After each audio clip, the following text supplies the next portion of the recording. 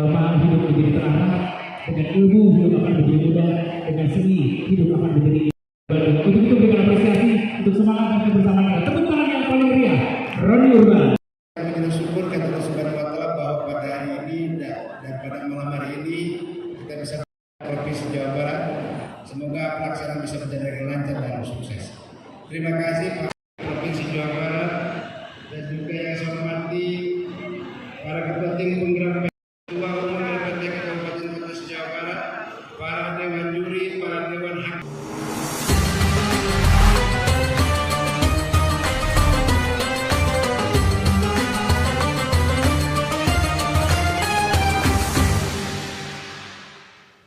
Assalamualaikum warahmatullahi wabarakatuh.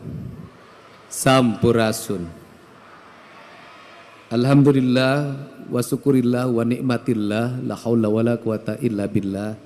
Allahumma sholli ala sayyidina Muhammad wa ala ali sayyidina Muhammad.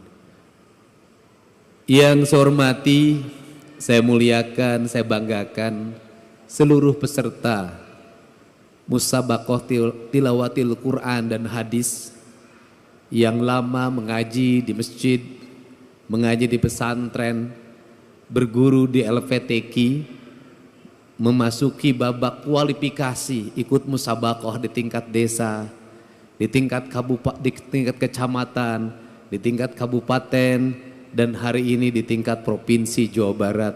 Saya ucapkan terima kasih atas ketekunannya mengaji, membaca Al-Quran, memasukkan dalam relung hati yang paling dalam, sehingga Al-Quran itu nanti menjadi indera keenam dalam setiap manusia yang beriman dan beramal saleh.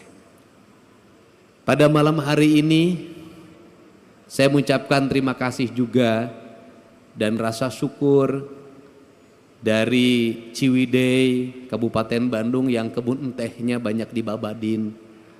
Mudah-mudahan ke depan bisa kembali hijau karena Quran mengajarkan hijau, dan saya lihat Kabupaten Bandung juga bajunya hijau. Makanya alamnya tidak boleh berubah, harus tetap hijau. Karena dari alam yang hijau akan mengalir air yang jernih dan putih. Saya ucapkan terima kasih, dan nanti keajudan saya tadi sudah membaca Quran dengan baik. Saya nanti nitip 50 juta. Karena untuk mencapai tingkatan itu lama. Tapi kalau yang tadi ngaji tadi adalah Bupati Kabupaten Bandung, saya kasih 100.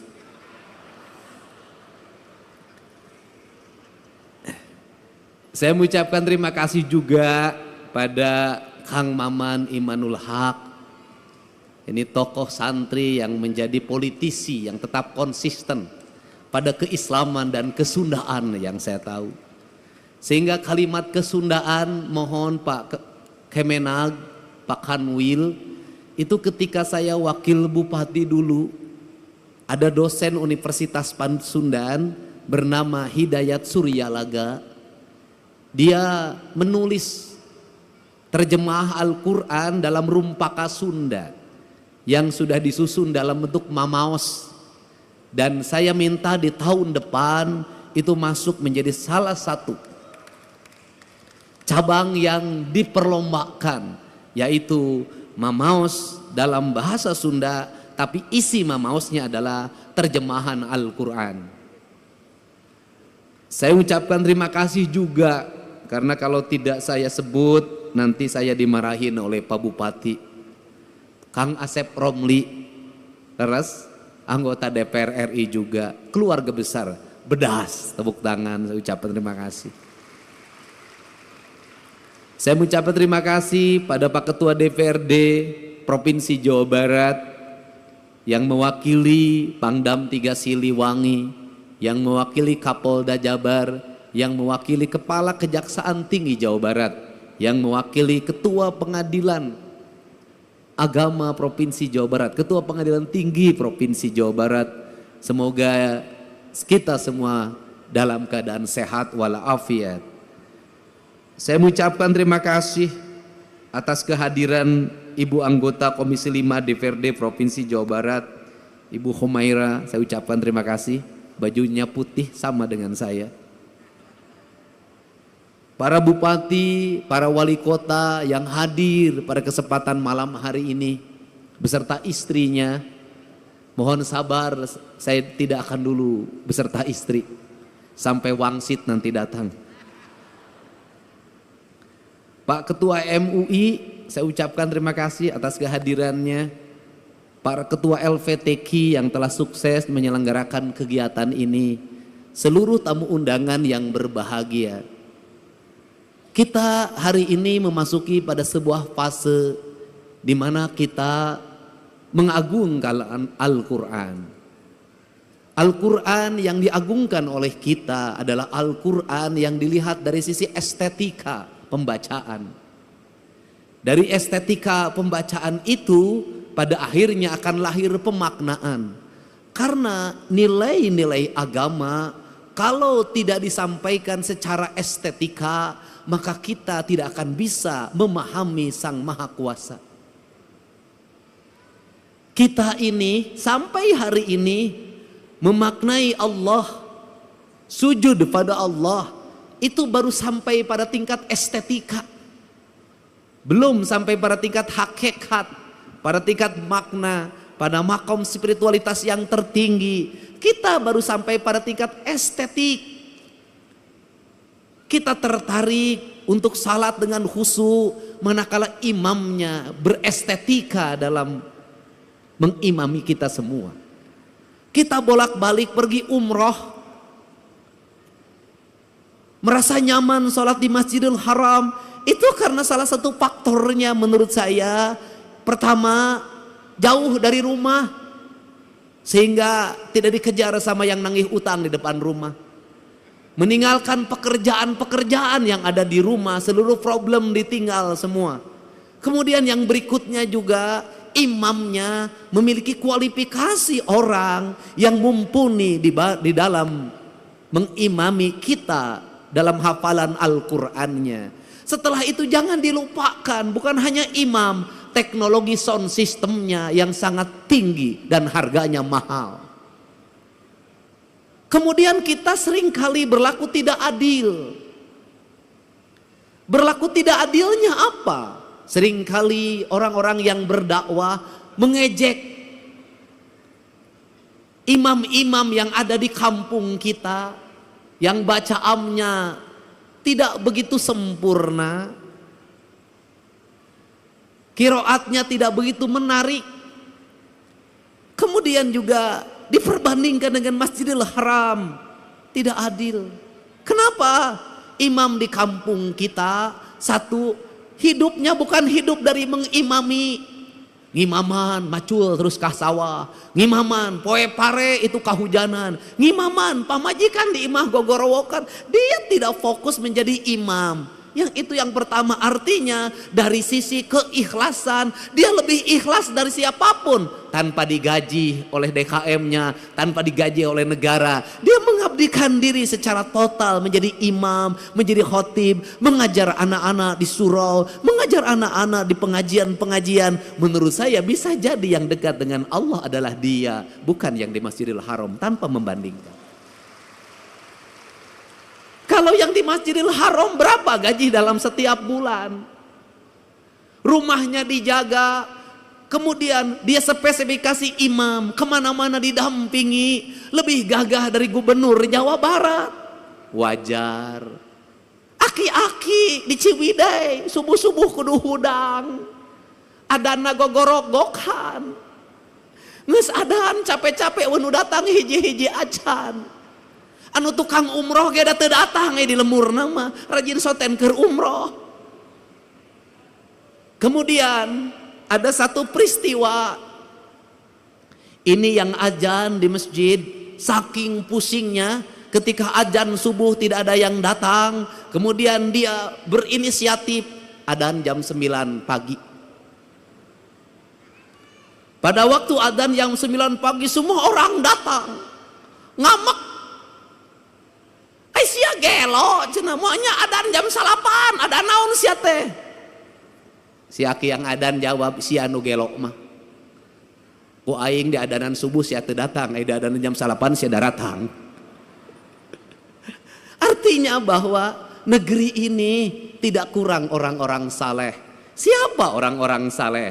Orang-orang saleh adalah orang yang setiap hari tekun mengajar ngaji anak-anaknya di surau-surau, di tajuk-tajuk, di langgar-langgar. Orang yang tekun setiap hari azan, orang yang tekun setiap hari ngimam, orang yang tekun setiap hari khutbah meskipun jamaahnya terbatas, tapi dia tidak pernah datang ke bupati untuk meminta honor. Itulah orang-orang hebat di negeri ini. Jadi kalau kita ingin minta doa, mintalah doa pada dia, karena dia teruji menjadi orang yang ikhlas dalam hidupnya. Kalau kita ingin mencium tangan, ciumlah tangan dia, karena tangan dia lebih suci dibanding tangan yang lain. Dia mau mengorbankan diri dan waktunya demi peradaban, demi pendidikan, dan demi masa depan. Apa yang hilang di negeri ini hari ini? Yang hilang bukan orang yang hanya tartil baca Quran, tetapi yang hilang adalah tradisi mengaji. Seiring dengan pertumbuhan waktu, maka tumbuhlah di Indonesia modernisasi Al-Quran dengan metodologi pendekatan Iqra. Cara cepat menghafal Al-Quran, cara cepat membaca Al-Quran, prosesnya ditinggalkan. Lahirlah wisuda-wisuda TKA dan TPA di mana-mana, baik secara syiar, baik, hebat secara syiar, hebat. Tetapi di balik itu masjid-masjid sepi dari anak-anak mengaji. Tetapi di balik itu surau-surau kosong dari anak-anak mengaji. Tetapi di balik itu mereka tidak mengenal dan tidak dekat dengan masjid. Kenapa? Karena mengajarkan Al-Quran tidak di masjid. Karena mengajarkan Al-Quran tidak di surau. Akhirnya mereka yang penting bisa baca Al-Quran, tapi kedekatan emosi dengan masjidnya hilang. Akhirnya mereka jauh dari masjid. Yang kedua, hilangnya apa? Hilangnya proses. Dulu baca Al-Quran berlatihnya bisa 2 tahun baru bisa, 3 tahun baru bisa, ada yang 5 tahun baru bisa.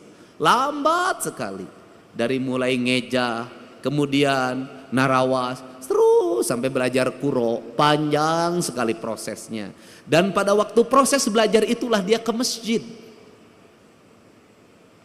Dari proses itulah masuk perjalanan spiritualitas, kedekatan guru dengan murid, berlatih membaca Al-Quran, kemudian ada tingkatannya, ada yang levelnya pertama diajar pada level kedua diajar pada level yang level ketiga diajar pada level yang keempat. Maka waktu maghrib yang kurang lebih 1 jam itu efektif untuk membangun 3 generasi. Generasi ngeja, generasi narawas, generasi yang kemudian belajar kuro, dan generasi yang lebih tinggi dari itu. Prosesnya berjalan, maka anak-anak tidak lepas dari masjidnya. Kemudian gurunya bukan hanya mengajarkan Al-Qur'annya, gurunya mulai mengajarkan makna. Maka anak-anaknya dilatihlah belajar puasa, belajar tirakat. Maka Al-Quran identik dengan pembelajaran tirakat, pembelajaran puasa. Kemudian pembelajaran tirakat itu apa yang dilahirkan? Maka Al-Quran itu tersublimasi dalam pikiran,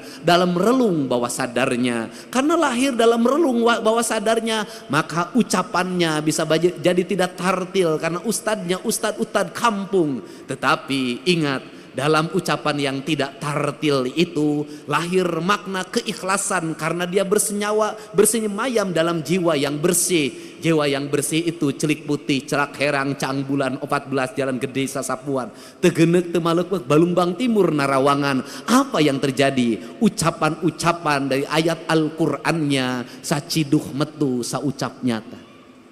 Maka doa-doa pendeknya menjadi doa-doa yang sampai tembus ke langit-langit ilahiyah.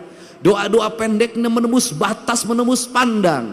maka lahirlah anak-anak yang bercahaya. Karena lahirlah anak-anak bercahaya, maka anak itu tumbuh menjadi para pemimpin, tumbuh menjadi kaum-kaum pergerakan, tumbuh menjadi kaum-kaum perubahan. Maka ucapan-ucapan Allahu Akbar yang lahir dari surau-surau kecil itu melahirkan ucapan kebangsaan yang memerdekakan perbudakan, memerdekakan ketertinggalan, menjadi spirit dalam sebuah perubahan tanpa biaya apapun dalam kehidupannya.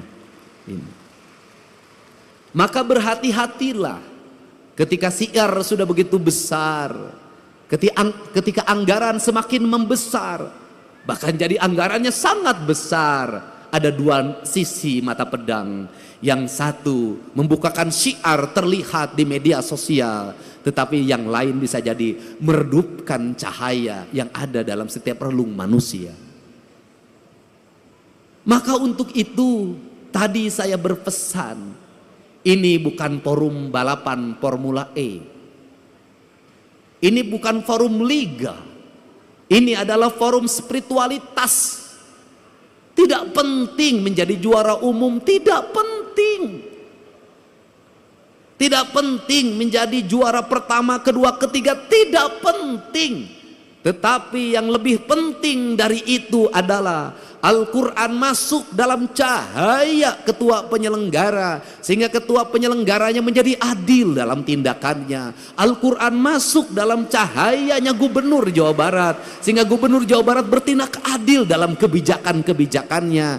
Cahaya Al-Quran masuk ke relung hatinya Bupati, maka tindakannya menjadi adil. Dari gerakan membaca Al-Quran ini, maka terbebaslah orang-orang miskin, terbebaslah anak-anak yatim, terbangunlah peradaban hidup yang silih asa, silih asi, silih asu.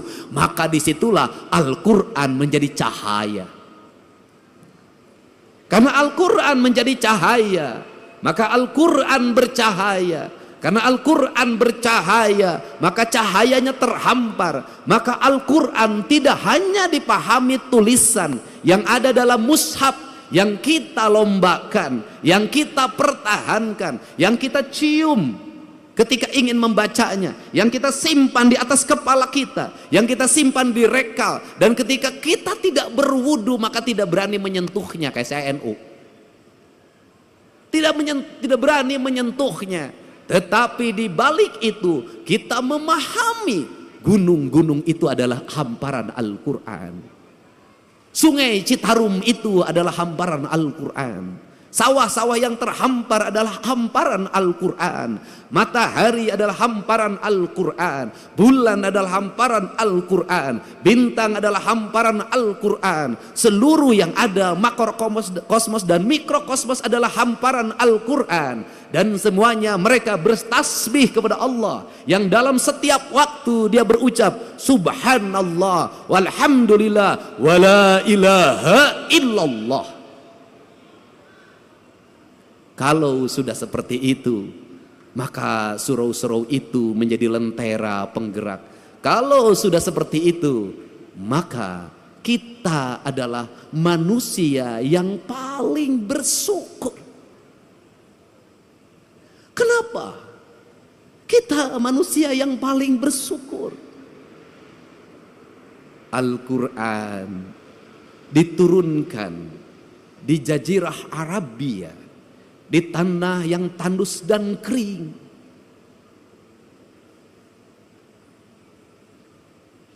Di mana orang mengalami kesulitan untuk mendapatkan air. Kisah Nabi Ismail dengan Siti Hajar, bagaimana dia harus bolak-balik antar Safa dan Marwah untuk mendapatkan air. Begitu beratnya untuk mendapatkan air. Rumput-rumput mengering, batu-batu bertebaran, debu-debu berserakan di tempat-tempat di mana manusia mengalami kekeringan alam, lahirlah kekeringan hati, lahirlah kekejaman. Maka Allah menurunkan cahaya yang paling lembut hatinya, yang paling lembut hatinya. Siapa? Rasulullah Shallallahu Alaihi Wasallam. Lembut. Karena kelembutan itulah Al-Quran diturunkan. Tidak mungkin Al-Quran turun, nur cahaya kebenaran yang hadir ke hatinya Kanjeng Rasul, kalau Kanjeng Rasul tidak memiliki kelembutan hati yang lebih lembut dari sutra apapun, tidak mungkin. Maka dari kelembutan itu lahirlah ucapan-ucapan yang lembut.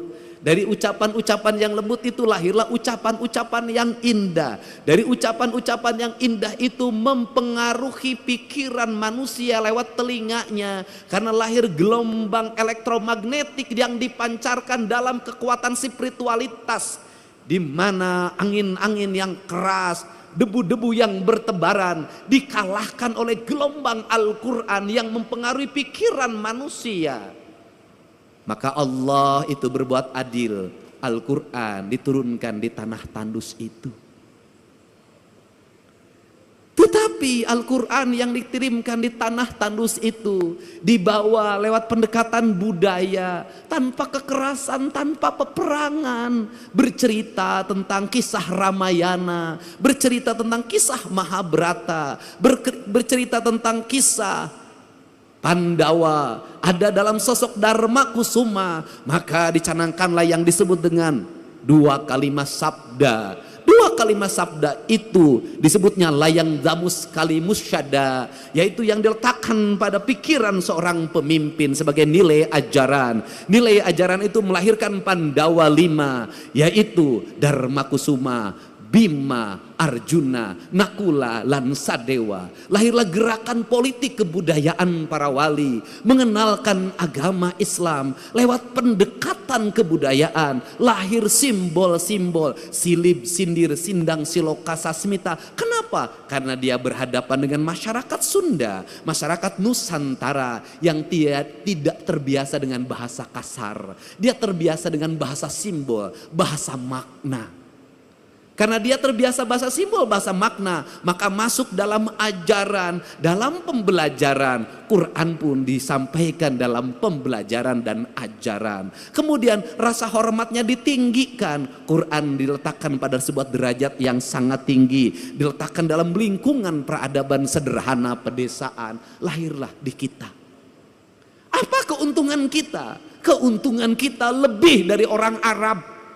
Keuntungan kita lebih daripada jazirah Timur Tengah. Kenapa keuntungannya? Kita mendapat dua. Satu, kita mendapat Al-Quran sebagai sebuah produk nilai ilahiyah yang memiliki nilai estetika yang sangat tinggi. Tetapi juga kita dilahirkan pada sebuah alam Pasundan yang sangat indah. Ketika Quran bercerita tentang air yang jernih di surga, ketika Quran bercerita tentang hamparan gunung yang indah di surga, ketika Quran bercerita tentang buah-buahan yang nanti ada di surga, seluruh cerita-cerita itu sebenarnya adalah realita hidup yang kita dapati. Itulah Ciwidey, itulah Cipanas, itulah Pangalengan, itu realitas dunianya. Untuk itu, karena kita sudah diberi peradaban surga yang nanti akan kita capai surga keabadian, maka pesan saya, kalau mencintai Al-Quran, rawatlah Cipanas sebagai simbol surga kesucian.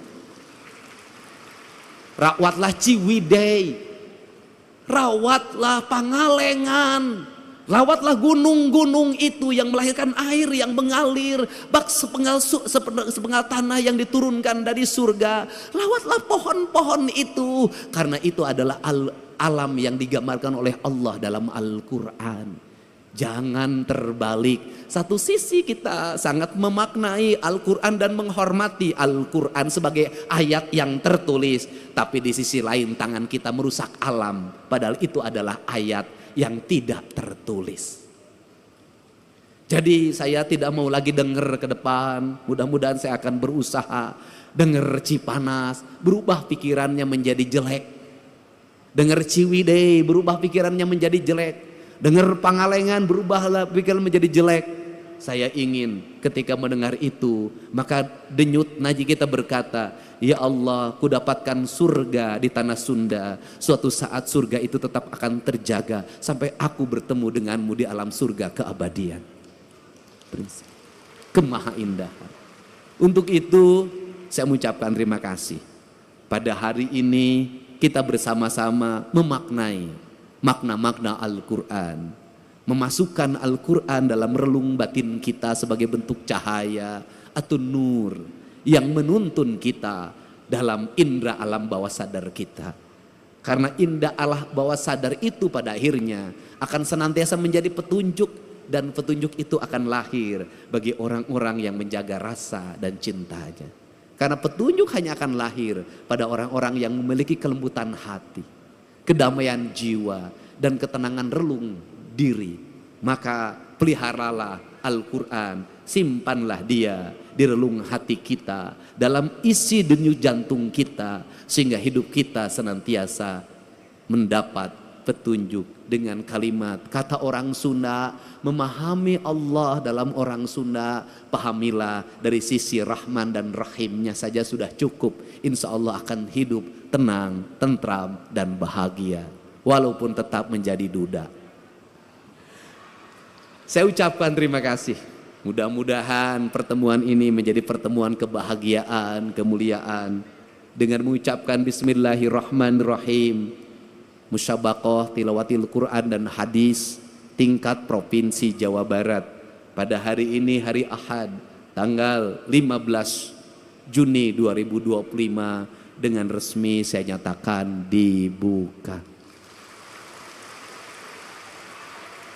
Semoga Quran menjadi dasar dalam seluruh pengambilan keputusan bagi para pemimpin.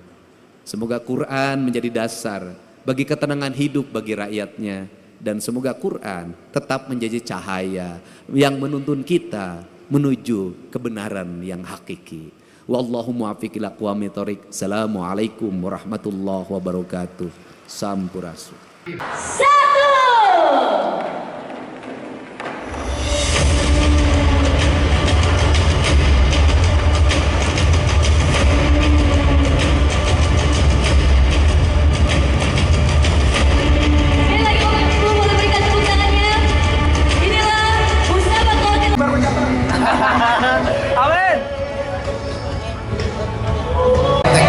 Malam ini dibuka oleh Pak Gubernur langsung Kang Deddy Mulyadi tadi. Alhamdulillah menyampaikan bahwa MTKH ini dilaksanakan. Semoga menjadikan suatu cahaya bisa perbaikan dan memperbaiki. Dan tentunya saya selaku pribadi terima kasih kepada Ketua Umum MTKH tingkat Provinsi Jawa Barat ke-39 yang dipercayakan tempatnya di Kabupaten Bandung, dan kami sudah mempersiapkan 17 ini yang tentunya insya Allah semua tempat dan lokasi ini sesuai dengan standar yang sudah ditentukan oleh panitia. Dan yang paling penting dari para kafilah yang ditugaskan di masing-masing kabupaten Provinsi Jawa Barat, ada 20 yang ikut dalam musabaqah tilawatil Quran dan hadis ini. Tentunya kita bukan mengedepankan juara, tapi silakan bertanding sesuai dengan porsi yang sudah diberikan oleh panitia. Kami percayakan kepada Dewan Hakim dan Dewan Juri untuk bisa menentukan siapa pemenang dari musabaqah tilawatil Quran dan hadis ini. Implementasi daripada MTKH tentunya bukan hanya penyelenggaraan saja, tapi harus ada implementasi yang menjadikan karakter. Nah, di Kabupaten Bandung sudah dilakukan dan sudah dibuat surat edaran, dan mudah-mudahan menjadi dan mengadop atau diadop oleh Pak Gubernur, sehingga maghrib mengaji bukan hanya di Kabupaten Bandung saja, tapi bisa dilaksanakan di tingkat Provinsi Jawa Barat bagi umat yang beragama Islam tentunya. Dan tentu kegiatan maghrib mengaji ini adalah salah satu upaya untuk terus